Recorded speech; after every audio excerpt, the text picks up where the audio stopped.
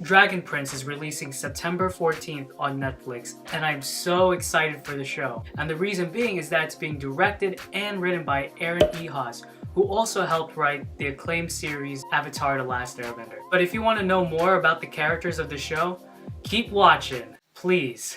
The first character on this list is a fan favorite. I see her everywhere on Facebook, on Tumblr, on Reddit, on every other social media platform I waste my time on.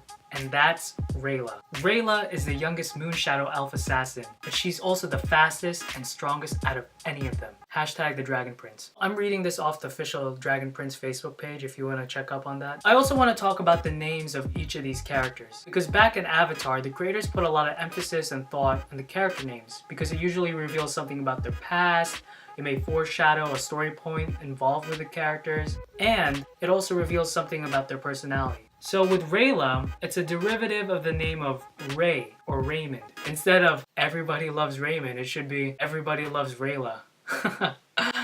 Bad joke. Ray or Raymond means wise, counselor, protector. And if you read the Dragon Prince synopsis, Rayla was sent to kill the two princes in the show. So I feel like throughout the story, as you can see in the poster, she will eventually befriend them. And instead of being an assassin, she will grow into a character that's a protector of these two princes. And they can count on her because she's wise. Also, a fun fact about the names of these characters. A lot of the employees of this show own World of Warcraft or League of Legends accounts. The names of these characters, or at least some of them, are actually usernames they use for World of Warcraft or League of Legends. So moving right along, let's talk about the first prince. As the step prince of Catalyst, Callum tries his hardest to fit the role of royalty, but he's bad at, well, all of it. But at least he can draw. That'll be useful somehow, right? This is literally what the character bio says in the Facebook page. The name of Callum means Dove King, so he controls doves. That's his superpower. No, that was also a bad joke. Callum means purity, peace. Based off his character model and based off his name, you could tell like he's a really sweet, nice guy. He's really chill. He probably has a good heart. But what's interesting to note is that he isn't blood related to the king. So why is he adopted in the first place? That sounds like a really bad question to ask. Why did you adopt this person? I'm sorry. Yeah, that's interesting to note that he's still in the royal family, though not being blood related to the king. So let's move to his brother Ezron. Ezron is the crown prince of Catalyst and heir to King Harrow's throne. Even with all the privilege of royalty, he has a hard time making friends, with humans at least. And what's interesting to note is that based on how they look, Callum is older than Ezron. Since he's not blood related to the king, Ezron is technically the true heir of the kingdom. And going off with his character bio, he's not good at making friends. He's kind of awkward. Still a little kid, you know? So I'm still not good at making friends, and I'm 21. It says he's not good at making friends with people. What I assume is that he's good at making friends with dragons. Hence the name, the Dragon Prince. I know, mind blown. I'm super smart. What's also interesting is that he has a pet glow toad named Bait. And this is Ezron's pet. They put quotation marks in glow toad. I don't think this is an actual toad. I mean, literally speaking, because it's a fictional character. But I think that's a dragon. And if you see in the trailer, Ezron was holding a dragon egg. Being able to communicate with dragons, I'm just gonna put a safe bet on this, is really important with the story. And knowing that Ezron is really good at that, or has an ability to do that, will play a huge part in this show. Let's go with the name. Ezron is a derivative of the biblical name Ezra, meaning help. So he's a good helper, an assistant. We're breaking barriers here. Let's go with another Moonshadow Elf, the stern and deadly leader of the Moonshadow Elf assassins, Runa, or Runa-an.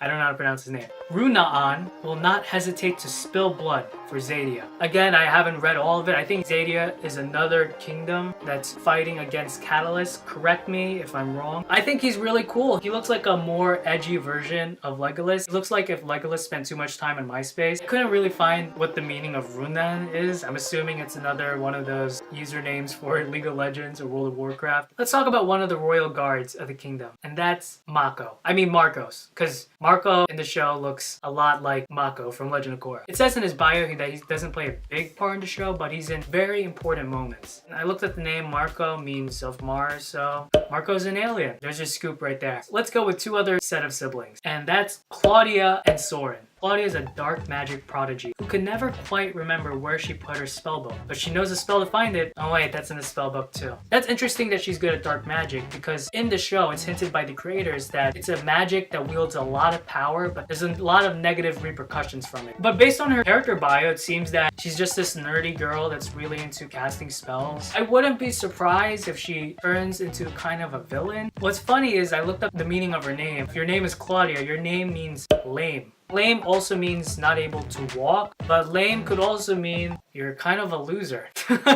Based on her character model, and there's like even this gif where she's trying to slap her hand to shine a light, like a flashlight. She's a nerdy girl, kind of scatterbrained, but I would be on the lookout for Claudia because she's really good at dark magic. So let's go with her brother, Sauron, a member of the elite Crown Guard. He is a swordsman of immense talent, and he knows it. And yes, he'll gladly tell you all about it extensively. You just gotta applaud the character designers for the show. Like, just by looking at him, you can tell this guy exudes confidence. He's a show-off. He looks like the buffer version of Justin Bieber. And let's go to his name. The name Sauron means severe, strict, stern. I don't really see that coming from his character bio, but what they could mean, and I'm probably reading too much into all these names, I guess he might be strict with his training regimen. The reason he's probably good at being a crown guard is that he goes through rigorous training. He's very disciplined in that. In the Facebook page, it goes more into detail about Sauron and Claudia's relationship. As siblings, they couldn't be any more different, but their love and loyalty for their father makes them an inseparable pair. And who's their father? I'm not sure. I don't think it's the father of Ezron and Callum. So let's go to the king of Catalyst, and that's King Harrow. King Harrow is a wise and compassionate ruler, but he has made mistakes. He's a proud king,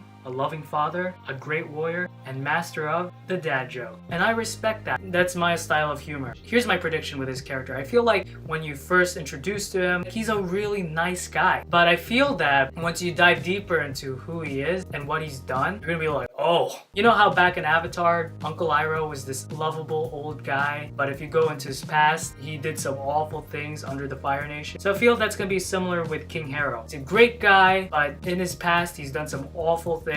And this is what I'm looking forward to in this show. Morally gray characters that you love. So with his name, Harrow means to harrow. It's a verb. Fun fact, it means harrowing a field, to break up the earth in order to plant seeds. And what I get from this is that literally, I think he's a down-to-earth guy. But I also feel with this definition, it might be that back in the day, it might be even presently in the show, he wants to expand this kingdom. That's what I get from his name. Again, I might be digging too much into this. Harrow. That's the character list for now in this show. But yeah, if you enjoyed this video, guys, give it a thumbs up. If you didn't, give me a thumbs down and let me know why. Comment down below on your thoughts and speculations on the story, on the characters. I'd love to have a conversation with you all. Subscribe if you want to see more content like this. Hit that bell icon so you'll always be notified of when I upload a new video. And I'm excited for the show. Until next time, peace.